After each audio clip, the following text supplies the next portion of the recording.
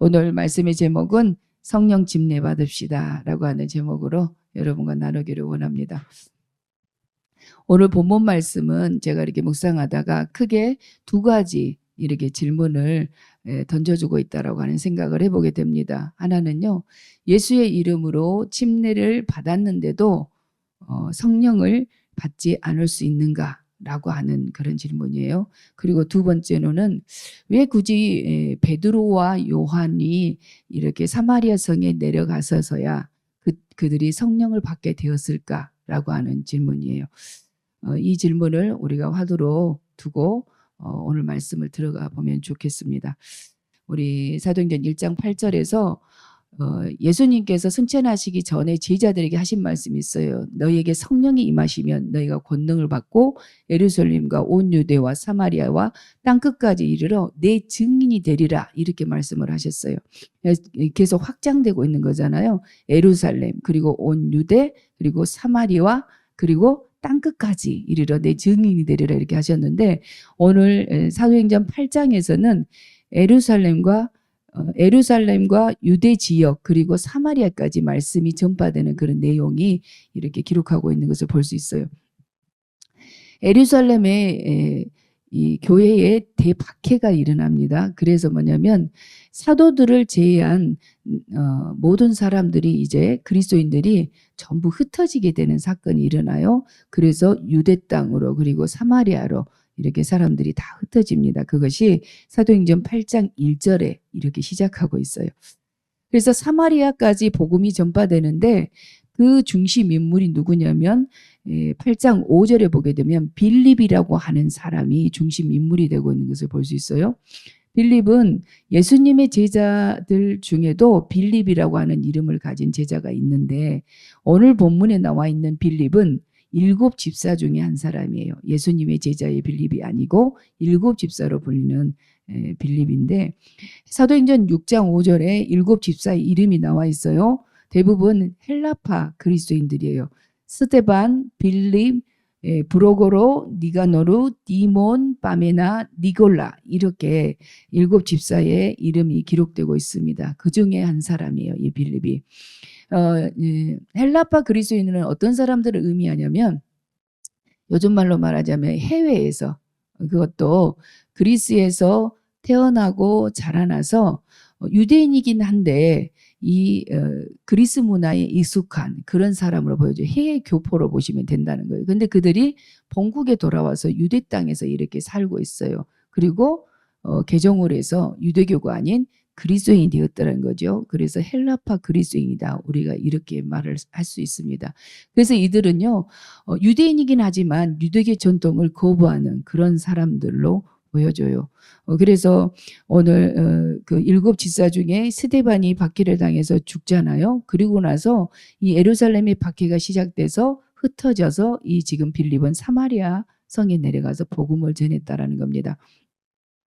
빌립이 전도를 하는데 어떤 역사가 일어나냐면, 사람들에게 붙어있던 더러운 귀신들이 소리를 지르고 떠나가는 역사가 일어나게 되고, 중풍병자가 일어나고, 그리고 못 걷는 자가 걷게 되는 이런 사건이 빌립 집사를 통해서 일어났다는 거예요. 여기 나와 있는 집사는 안수에서 세운 이 안수 집사를 말합니다. 그런데 이제 예루살렘 교회가 이러한 소문을 들었어요. 야, 사마리아에도 하나님의 말씀이 전파되고, 야, 하나님이 그들도 구원하시나 봐, 이렇게 놀라워했다라는 거예요. 좀 제 표현이 이상스럽게 들리죠. 사마리아 사람들도 하나님이 구원하시냐? 이런 반응이라는 거예요. 예루살렘 교회에서. 이렇게 반응을 보인 데는 이유가 있어요. 이 사마리아 사람들과 유대 사람들 사이에는 역사적인 갈등이 있어요. 이 지금 아수르 민족이 지금 이스라엘을 침략을 했는데, 북왕국 이스라엘과 남왕국 유다가 있잖아요. 근데 북왕국 이스라엘의 수도가 사마리아였어요. 근데 아수르에서 침공을 해가지고 이 사마리아 땅에 이주 정책을 펼칩니다. 그래서 아수르 사람들이 들어와서 이 사마리아에서 살았어요. 그러다 보니까 순수 이 혈통을 말살시키는 그런 민족성을 말살하는 그런 혼혈 정책을 펼친 거예요. 그러다 보니까 그 땅이 이렇게 순수 혈통을 가진 유대인들이 살고 있지 않고 그 땅에 혼혈족들이 살게 된 거죠. 그러니까 이스라엘 백성들은 어떤 사상이냐면 선민 사상이 있어요. 특권의식이 있다는 거죠. 우리는 하나님 앞에 택함을 받은 민족이야.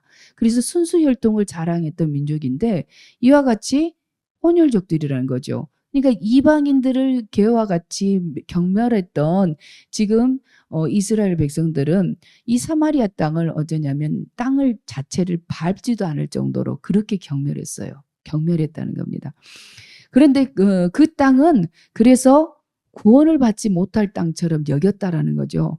그래서 지금 사마리아에 복음이 전해져 가지고 이렇게 구원받는 역사가 일어난다고 하니 야, 하나님이 사마리아도 구원하시냐? 이런 반응을 보였다라는 거죠.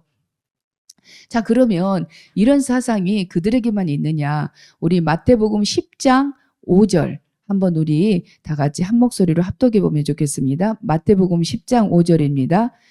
예수께서 이 12를 내보내시며 명하여 이르시되 이방인의 길로도 가지 말고 사마리아인의 고을에도 들어가지 말고 그랬어요. 오히려 이스라엘의 잃어버린 양에게로 가라 이렇게 하셨는데 지금 이 5절에 있는 말씀이 뭐냐면 이방인의 길로도 가지 말라. 예수님께서 12제자를 둘씩 짝지어가지고 전도대로 지금 파송하는 거예요. 전도하러. 저희 교회도 수요일날 중보기도라고 둘씩 이렇게 나갑니다. 예. 왜냐하면 한 사람이 왜 둘씩 보내겠어요? 한 사람만 전도를 하다 보면은 한 사람이 만약에 무슨 일이 있거나 아파버리면 어떻게 돼요? 전도했던 장소에 그 다음 주는 비워버리겠잖아요. 그러니까 둘씩 짝을 지어서 보냅니다. 그래서 한 사람은 복음을 전하면 한 사람은 옆에서 중보기도를 하라는 의미로 둘씩 짝 지어서 이렇게 전도를 보내요. 예수님께서 이렇게 전도대를 파송을 하는데 하셨던 말씀이 방금 그 말씀이에요. 이방인의 길로도 가지 말고 사마리아인의 고을에도 들어가지 말아라. 어떤 의미예요? 네. 이스라엘 집에 잃어버린 양에게로 가라. 택한 하나님의 백성에게만 전하라. 이런 의미잖아요. 어떻게 보면은 사도들은 이 예수님의 말씀은 예수님께서 하신 말씀이잖아요. 이 말씀을 마음에 깊이 새겼을 것 같아요. 그러니까 의아한 반응을 보이는 겁니다. 또 누가복음 9장에 보면은 이런 내용이 나와요. 예수님께서 예루살렘에 가시는 길에 이제 갈릴리에서 사역을 하시다가 예루살렘으로 이제 가시는 거예요. 그런데 가시는 길에 사마리아를 이렇게 거쳐 가시려고 그곳에 쉴 수 있는 거처를 마련해라고 사자를 미리 보냈단 말이에요. 그런데 사마리아 사람들이 거부를 했어요. 그때 야고보와 요한이 이렇게 이야기를 합니다. 우리 누가복음 9장 54절 함께 한 목소리를 합독하십니다.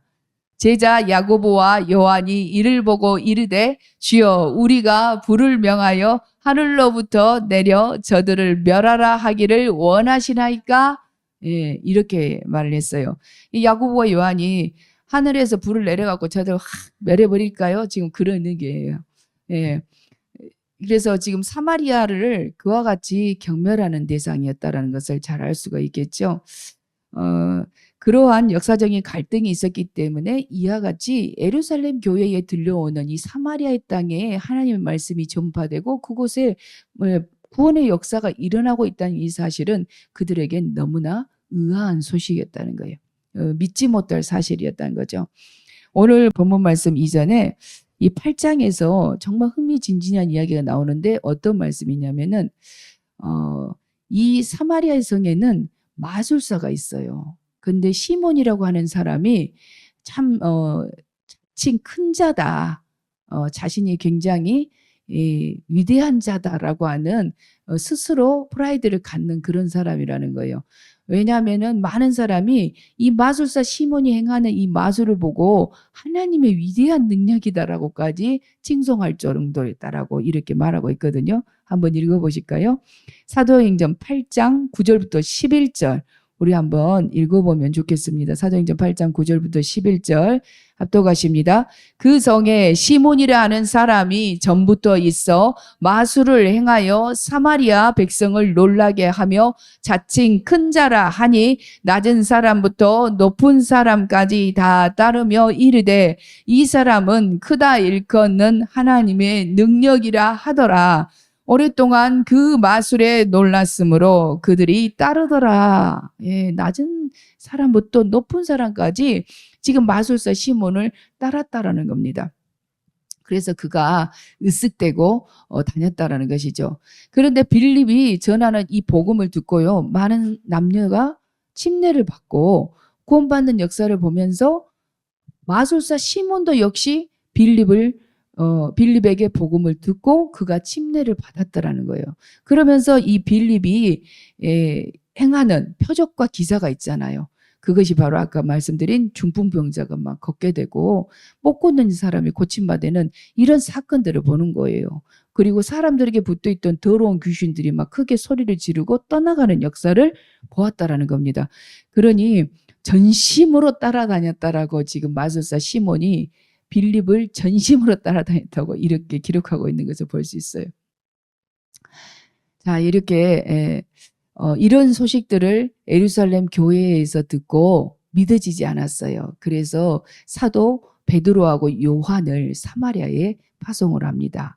파송을 한 이유는 뭐냐면 첫 번째, 진짜 그것이 사실인가? 진단하러 가는 거예요. 그리고 두 번째, 그 사실이 맞다라고 한다면 그러면 그들이 바른 믿음으로 설 수 있도록, 온전한 믿음으로 설 수 있도록 우리가 도와야겠구나 하는 바람으로 갔다라는 겁니다. 자, 그런데 그들이 진단을 해보니 사마리아 성에서 예수님의 복음을 듣고 믿어서 침례를 받았다고 하는데 진단을 했어요. 자, 16절 우리 한번 합독하십니다. 시작. 이는 아직 한 사람에게도 성령 내리신 일이 없고 오직 주 예수의 이름으로 침례만 받을 뿐이더라. 아멘. 성령이 아직도 한 사람에게도 내린 일이 없다라는 거예요. 뭐만 했어요? 예수님의 이름으로 침례만 받았다라고 하는 것을 이렇게 말하고 있어요. 지금으로 말하자면 우리식으로 표현하면 교회는 다니기는 다니는데 거듭난 믿음을 가지고 있지 않았구나 이렇게 볼 수 있어요. 그래서 지금 이 사도행전을 기록한 누가가 말을 할 때에 그건 성령 받지 못한 것이다 라고 이렇게 기록하고 있는 것을 볼 수 있습니다. 그래서 성령 받기를 두 사도가 간절히 기도하고 그들에게 안수했을 때 성령이 그들에게 임했다라고 하는 말씀이 오늘 말씀이에요. 자, 물침례를 받을 때에 성령 침례도 함께 일어난 사람도 있지만 물침례를 받고 나서 후에 성령 침례가 일어나는 사람이 있어요. 비근한 예로 성경에 보게 되면 우리의 모본이 되시는 예수님도 공적 상해를 사시기 위해서 요단 강가에 오십니다. 그래서 침례 요한에게 침례를 받고 물에서 올라오실새 성령이 비둘기같이 임했다는 거죠. 하늘에서 소리가 나기를 이는 내 사랑하는 아들이요 내 기뻐하는 자다. 이렇게 음성이 들렸어요. 예수님도 이것을 보여주시는 거예요. 하나님의 나라의 일을 하기 위해서는 뭘 받아야 된다? 성령 받아야 한다는 것을 우리에게 모본이 되시는 예수님이 나타내 보여주고 있는 사건이에요. 그런데요, 요한복음 3장 8절에 보게 되면 이 성령의 임함에 대한 이야기를 하는데 바람이 임의로 불매 그 소리는 들어도 어디서 불어서 어디로 가는지 알지 못하는 것처럼 성령의 임함도 이러하니라 이렇게 나와 있어요. 자, 바람은 형체가 없어요. 그렇죠? 그런데 소리는 들려. 어디서 불어서 어디로 불어서 가는지 모르지만 성령은 그렇게 임한다는 거예요. 그래서 성령의 자유롭게 역사하심, 그 운행하심에 대해서 이렇게 표현하고 있는 것을 볼 수가 있습니다. 15절에서부터 17절에 보게 되면은 성령이라고 하는 단어가 보면은 푸니모 하기온이라는 단어를 사용하고 있어요. 각 절마다 성령이라는 단어가 계속 나오거든요. 15절, 16절, 17절에 계속 나와요. 그런데 원문에는 푸니모 하기온이라고 나와 있어요. 하기온이라고 하는 것은 거룩하다는 거죠. 거룩한 성령이라고 이렇게 표현하고 있습니다. 그런데 이 거룩한 성령이 베드로와 요한 사도가 안수할 때에 성령이 이렇게 임했다는 거예요. 이것은 무엇을 말하냐면은 단순히 우리가 인격적인 어떤 수양을 하거나 교양을 쌓거나 상담을 하거나 정신과 치료를 받는 거 그런 것과는 비교할 수 없다는 거예요. 그런 거하고는 도무지 비교할 수 없는 놀라운 역사가 성령이 임함의 역사예요. 그런데 이 마술사 시몬은요, 빌립이 전하는 복음을 들었어요. 그리고 본문에 보게 되면 믿었다고 되어 있고 침례를 받았다고 되어 있어요. 근데 성령이 내리신 일이 없다. 의아하지 않으세요? 물침례만 받은 거예요. 자, 우리 사도행전 2장 38절에 비추어 가지고 이 본문을 우리가 이해했으면 좋겠어요. 사도행전 2장 38절 한 목소리로 합독하십니다. 베드로가 이르되 너희가 회개하여 각각 예수 그리스도의 이름으로 침례를 받고 죄사함을 받으라. 그리하면 성령의 선물을 받으리니. 아멘. 너희가 회개하여 각각 예수 그리스도의 이름으로 침례를 받고 그랬어요. 뭐가 다른 것 같습니까? 마술사 시몬이 무엇이 부족했던 것 같아요? 성경에 보면 듣고 믿었다고는 되어 있는데 회개했다는 것이 없어요. 회개. 우리는 회개가 필요해요. 회개라고 하는 단어, 죄라고 하는 단어는 우리가 하마르티아라고 하는 단어를 사용해요. 우리가 화살을 쏘게 되면은 이렇게 앞에 관역을 맞춰야 되는 정중앙을 맞춰야 되잖아요. 그런데 뭐냐면 이 화살이 관역에서 빗나가 버려. 이것이 바로 죄라는 거예요. 우리가 하나님이 원하시는 삶의 방향을 바르게 하지 아니하고 잘못된 삶의 방향으로 살아가고 있는 거, 이게 죄라는 거예요. 그런데 하나님을 믿지 않는 거, 이게 가장 큰 죄라고 말씀드렸어요. 그런데 회개라고 하는 것은 메타노이아 그래요. 가던 길에서 우리가 삶의 잘못된 방향에서 돌아서는 거, 이것이 방향 전환이 메타노이라는 단어를 사용합니다. 이게 회개라는 거예요. 이건 곧 무엇을 의미하냐면 이전에는 내 인생의 주인이 누구였어요? 나였어요. 내 인생은 나의 것이라는 노래도 있었잖아요, 예전에. 예. 그런데 내 인생의 주인이 나였어. 그래서 내가 하고 싶은 대로 해요. 결정권이 내게 있었어. 내가 원하지 않으면 안 해. 내가 하기 싫으면 안 해. 그리고 내가 하고 싶은 건 내가 뭐든지 다 할 수 있어. 이게 바로 내 인생의 주인이 나라는 거. 그러면은 신이 누구예요? 나예요. 이게 우상이라는 겁니다. 그래서 우리가 예수님을 믿는다고 하는 것은 나를 버리는 거예요. 우리 안에 갈라디아 2장 20절이 그러잖아요. 내가 그리스도와 함께 십자가에 못 박혀 죽었나니 그런즉 누구든지 그리스도 안에 있으면은 새로운 피조물이에요. 그래서 내 안에 그리스도께서 거하신다고 그랬어요. 하나님의 아들을 믿는 믿음 안에서 우리가 살아가는 것이다 라고 이렇게 이야기를 하고 있어요. 그러니까 나는 죽고 예수로 사는 삶, 이것이 바로 신앙인의 삶이라는 것이죠. 그러면 나라는 우상을 치워버렸어요. 이제 누구를 모셨어요? 예수 그리스도를 모셨어요. 근데 예수 그리스도가 무엇을 우리에게 보내주어 영접을 하면 성령 하나님으로 우리 안에 거하신다는 것이죠. 그래서 성령을 받아야 된다는 거예요. 회개한 사람, 무엇을 회개해야 돼요? 나라고 하는 신을 버려버려야 된다는 겁니다.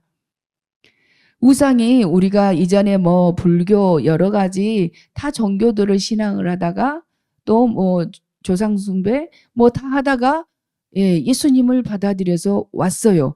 그런데 뭐냐면 가장 큰 우상은 뭐냐면 나라는 거예요. 나. 내가 하고 싶은 거, 나의 욕망을 위해서 살아가는 거, 이것을 버려야 된다는 거죠. 그래서 성령님을 우리 안에 모실 때 우리는 진정으로 거듭난 인생을 살아갈 수 있다는 것입니다. 그래서 제가 복음을 전할 때에 구세주와 주님으로 영접한다라는 말씀을 드려요. 주님. 우리의 인생의 주인이 바뀌는 사건이에요. 영접을 한다는 것은 그때 성령님이 우리 안에 임재하십니다. 그래서 내 마음대로 살았던 거 하나님 제가 회개합니다 그러잖아요. 제가 이렇게 영접 기도를 해드릴 때 그 기도를 해드리는데 구세주로만 우리는 영접한 게 아니에요. 인생의 주인으로 우리에게 모셨다라고 하는 것을 저 여러분이 기억해야 될 줄로 믿습니다. 시몬은요 성령으로 거듭나지 못했다라는 것을 무엇을 통해서 알 수 있냐면 18절 19절에 보게 되면 이런 얘기가 나옵니다. 우리가 한번 읽어보실까요? 시작. 시몬이 사도들의 안수로 성령 받는 것을 보고 돈을 들여 이르되 이 권능을 내게도 주어 누구든지 내가 안수하는 사람은 성령을 받게 하여 주소서 하니 그랬어요. 마술사 시몬이 예수님의 생명의 복음을 들었어요. 믿었어요. 침례를 받았어요. 그런데 성령은 못 받았어. 그러니까 어때요? 자기 영광을 추구하는 거예요. 자신이 지금 보면 이락 스타가 돼 있어요. 지금 사마리아 성에서. 그런데 또 다른 스타가 나타났네. 막 기도해가지고 성령을 막 선물로 받게 해주는 사건이 일어나고 빌립을 통해서 또 어떤 사건이 일어났어요? 귀신이 떠나가고 중풍병자, 안진뱅이 다 고침을 받는 역사가 나타나니까 빌립을 막 따라다녔단 말이에요. 그런데 성령을 또 받게 하는 베드로, 요한이 와가지고 이렇게 하니까 나도 저 사람처럼 성령 받게 하는 일을 하게 되면은 내가 큰 자가 되겠구나 이런 생각이 들지 않겠습니까? 자기 영광을 추구하는 겁니다. 그래서 그가 돈을 들였다라고 해요. 돈 주고 살려고 했다는 거예요. 성령을 돈 주고 살 수 있습니까? 절대 할 수 없어요. 하나님께서 당신의 뜻에 의해서 주시는 것이기 때문에 믿음으로 받습니다. 베드로가 심하게 꾸짖어요. 그래서 네 은과 함께 네가 망할지어다라고 이렇게 저주를 선포해 버립니다. 네 마음이 바르지 못하니 이 도에는 네가 관계할 것도 없고 분깃될 것도 없다. 마음이 바르지 못하니 이렇게 했어요. 이것은 뭐냐면 성령으로 거듭나지 못하니까 뭘 구해야 될지를 모르니 시몬이 이렇게 했더라는 겁니다. 그래서 두려운 마음이 들었어요. 그래서 마술사 시몬이 어떻게 구합니까? 그 일이 내게 임하지 않게 해주시라고 중보기도를 해달라는 거예요. 기도는 우리가 회개하면 되는 건데 자기가 회개할 수가 없어. 그러잖아요. 성령 받은 사람은 죄를 깨달으면 성령에 의지해서 우리가 회개하는 거예요. 말씀에 근거해서. 그런데 스스로 회개하지 못하고 저주를 선포한 그 베드로에게 자신을 위해서 그 일이 임하지 않도록 요청하고 있는 모습을 보게 되면 확실히 거듭나지 못했구나 이렇게 볼 수 있어요.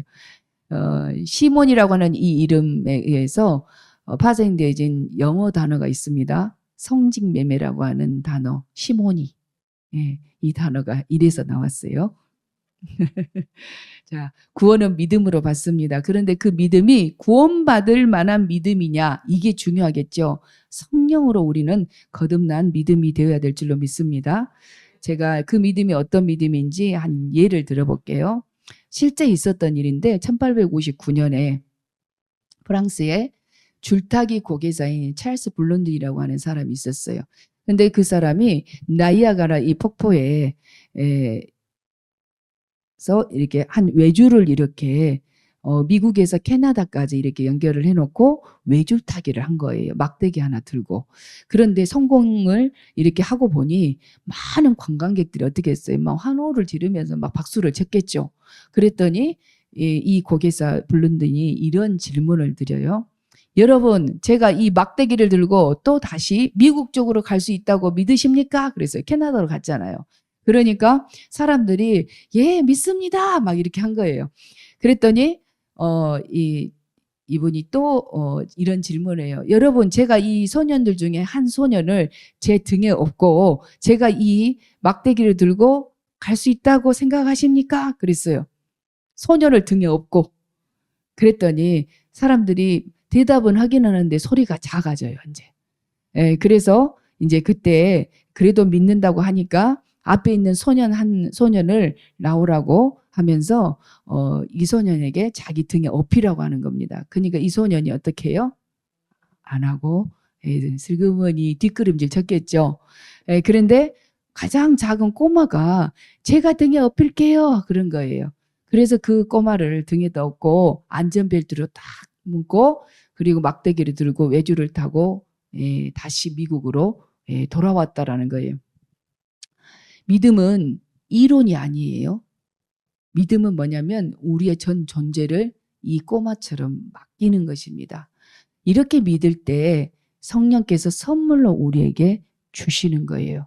성령을 선물로 받으시는 여러분들이 될 수 있기를 예수님의 이름으로 축원합니다. 아멘.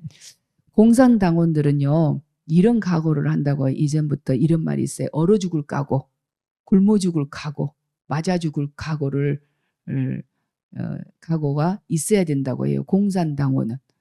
예. 이 세상에 있는 이런 사상도 잘못된 사상도 이렇게 죽을 각오를 하고 따르는데 우리는 복음을 가졌잖아요. 우리의 생명을 구원해 주신 복음을 가졌는데 이 기쁜 복음을 가진 우리가 어떤 각오를 하고 사시는지 우리 자신에게 물어보면 좋겠어요. 죽을 각오가 되어 있으신가요? 성령을 받으면 어떤 일이 벌어지냐면 권능을 받는 거 있잖아요. 권능, 디나미스라는 단어. 아주 폭발적인 힘, 이런 권능이 우리에게 임한다는 거예요. 그래서 우리 스스로는 죽음을 이길 수 없습니다.